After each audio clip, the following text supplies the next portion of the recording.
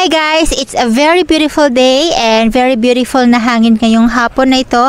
And right now, nandito tayo sa lote na binibenta ko. Ito po yon here at Nusa Dua Farm Estates located in Barangay Paradahan, Tanza, Cavite. So malapit na po ito sa mall na SM Tanza and SM Trece Martires.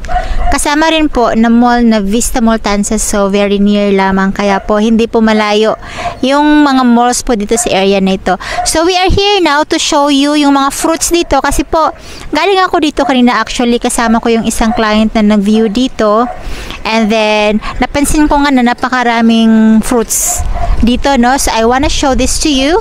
Okay, so sa likod ko may chesa. Okay, may chesa pa na may bunga dito. I'll show you the chesa. Okay, ito oh, may chesa oh, can you see it? Yan, ilapit natin yung camera para makita yung chesa. Yan. And then, meron pa dito, oh. Okay.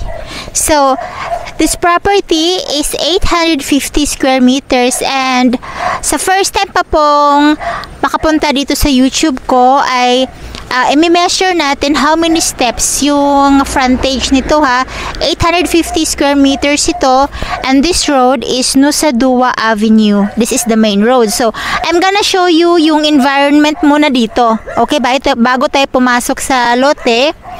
So, over there, may bahay na. Okay? So, may kapitbahay ka na doon. Yung bahay po na yan, nagbibenta sila ng lettuce. So, galing ako dyan kanina. Yung lettuce nila is 25 pesos. Napaka-affordable, di ba? And very fresh kasi kukunin nyo mismo dun sa tanim nila. So, kung mahilig kayong magsalad dyan po. Okay? And over here, may bahay na also doon. Okay? And then, this is an empty lot. And then, ito, may bahay dito. And then may bahay dito. And guys, as you can see naman, okay, I'm gonna show you this one. May bakod kasi to. Ito yung property na binibenta natin. Okay, may bakod siya. But tingnan mo naman yung kanyang lot dito. Pag meron kayong bisita, hindi po bitin yung parking nyo. Kasi tingnan mo naman yung area na pwede yung pagparkingan sa mga sasakyan ng mga bisita nyo. Napakaluwag. So, punta na tayo dito sa dulo kasi hahakbangin natin. Ilang steps yung ilang steps mula rito papunta doon. Okay, so meron ditong bakod ha. Dito tayo mag-start kasi nakabakod to eh.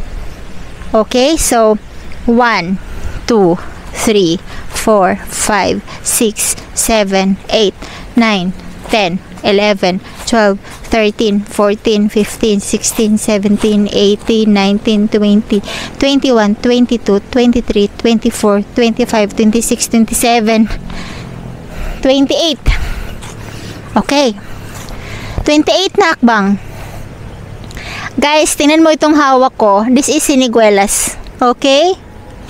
Last time nagpunta ako dito, may bunga to. Ngayon, wala nang bunga ngayon. Tingnan pa natin yung iba. Ito ngayon yung puno ng chesa. Okay? Pasok po tayo. Kasi ito yung magiging property nyo soon kung kukunin nyo po ito. Yung nagpunta dito kanina na mag-asawa, they're interested with the property but I'm waiting for their final decision pa.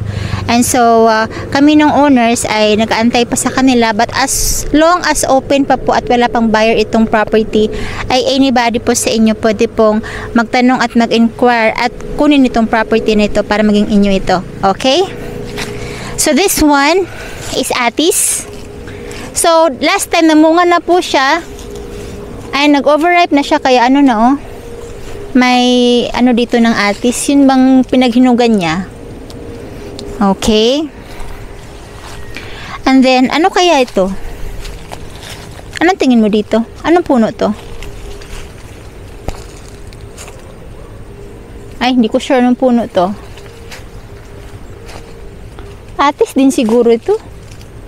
And this one, Atis pa rin eh. So, puro Atis ito, guys. Magkapareho naman itsura nila.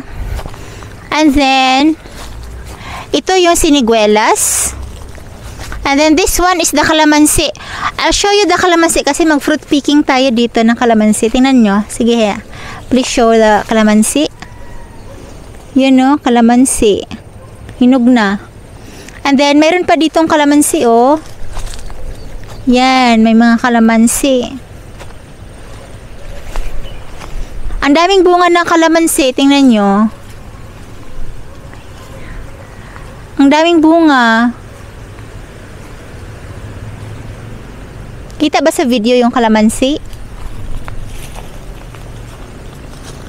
So, diba, yung farm na ito ay pag kinuha nyo ito, mayroon na kayong ma-harvest dito.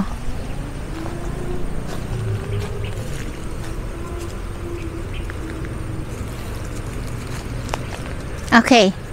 This one po is bayabas. Okay?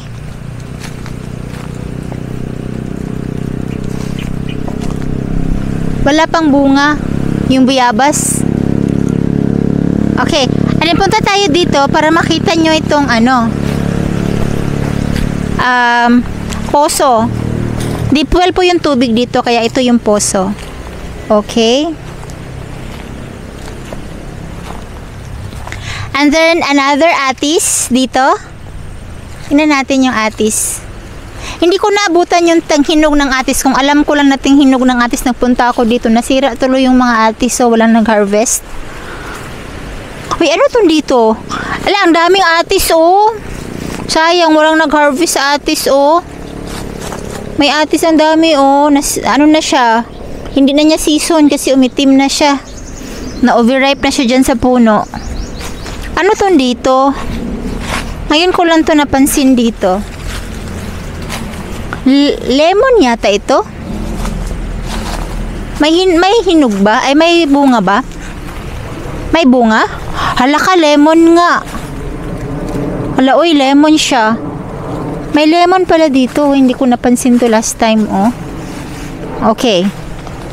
And then, ito naman ay mangga. Guys, puno ng mangga po ito. Last time may bunga to, eh. Nung nagpunta ako dito last time kasama yung owner ng lupa. May bunga to last time. And this one po is langka. Yung langka natin, meron na siyang bunga. Pero maliit pa. Parang kakasimula pa lang niya. Please show the bunga. Ito, oh. Yung bunga ng langka, oh. Yan, no. Maliit na maliit pa.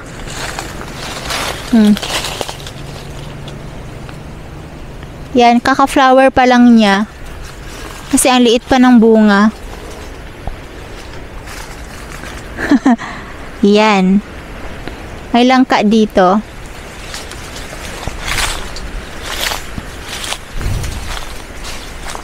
Okay. Guys, please tell me kung alam nyo tong puno na ito kasi nakalimutan ko yung pangalan nito. Sinabi to sa akin ng owner dati but I forgot. Can you show the leaves para yung mga viewers ay makakomment sila kung anong puno yan. I forgot about it. Okay.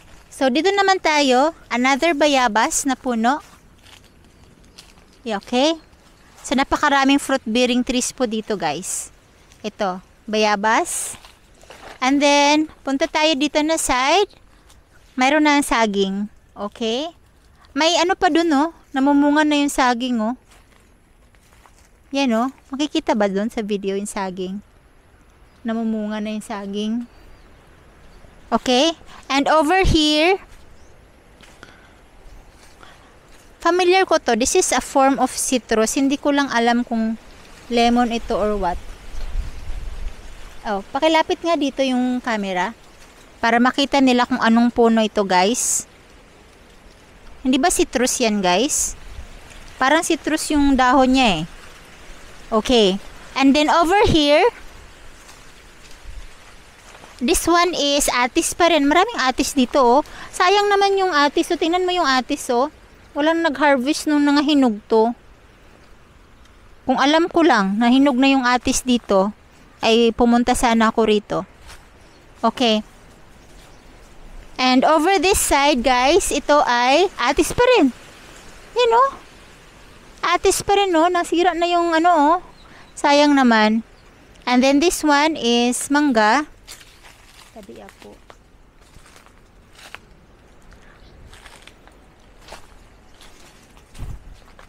Over here, is may mga saging.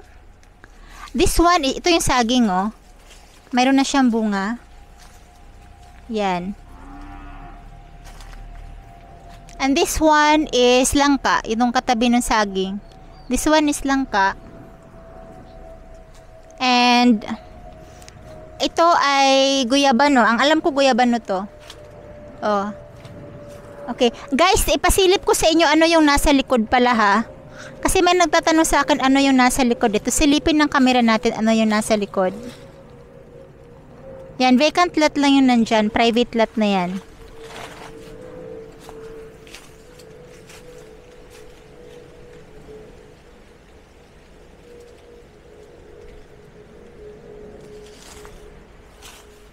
Okay.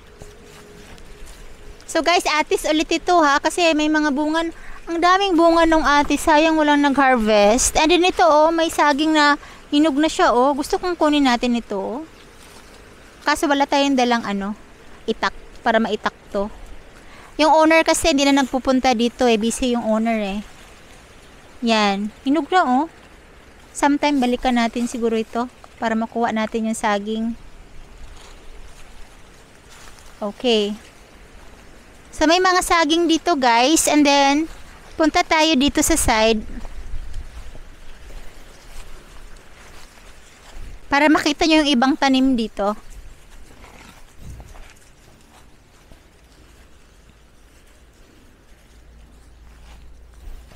Ito, mangga. Last time po, may mangga na mga bunga dito nung kasama ko yung owner. May mangga dito. Ngayon, hindi siya mango season. Wala akong nakikitang mangga eh. Pero yung kalamansi, season na season yung kalamansi. Oh, ang daming kalamansi. Ang daming kalamansi oh. Lalaki oh. Ang daming kalamansi oh. Kalamansi ba to? Parang malalaki naman masyado para maging kalamansi ito. Baka naman dalandan to. Oh, malalaki oh. Daming bunga.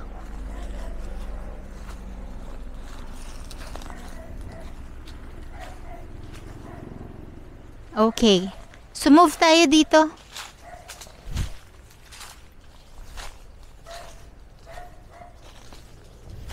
Ito, mayroon pang prutas dito oh. Siguro atis din siguro ito. Okay. Tingin ko atis din to. And then this one is another mango tree. And then alam ko may bayabas dito eh. Kasi last time namunga tong bayabas dito. Check natin yung bayabas. Okay. Guys, sine-check ko yung puno ng bayabas. Pero wala na siyang bunga. Pero last time nandito ako may bunga to eh. Yan. Bayabas. And then ano kayang puno ito? Hindi ko alam kung ano to. Paki-video nga yung dahon. Para yung viewers, kung malaman nila anong puno yan. Hindi ko familiar yung dahon niya. Okay.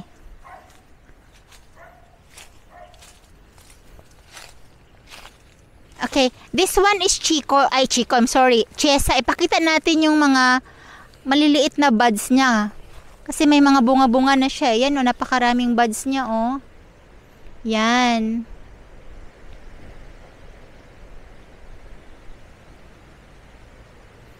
Dami. Kung mahilig kayo sa Chiesa, yan. Chiesa po ito.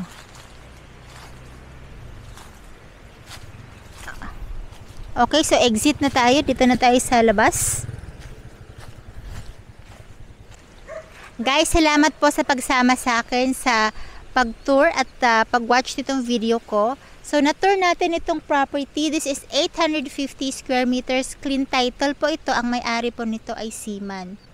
Itong property nito, mula nang binili po nila ito, ay hindi po nila ito natirhan. Tinamnan lang po ng mga prutas. So, at this point, since hindi na nila ito gagamitin, binibenta na po. So, yun po yung reason of selling nila. So, ang price po natin nito ngayon ay 7,000 per square meters. Kaya around i-grad off ko na lang po around 6 million yung magagastos nyo po pag kinuha nyo po itong property na ito. So for more details about this at kung gusto nyo pong i-view or kunin itong lupa na ito, please check the description of this video for my phone number and Facebook.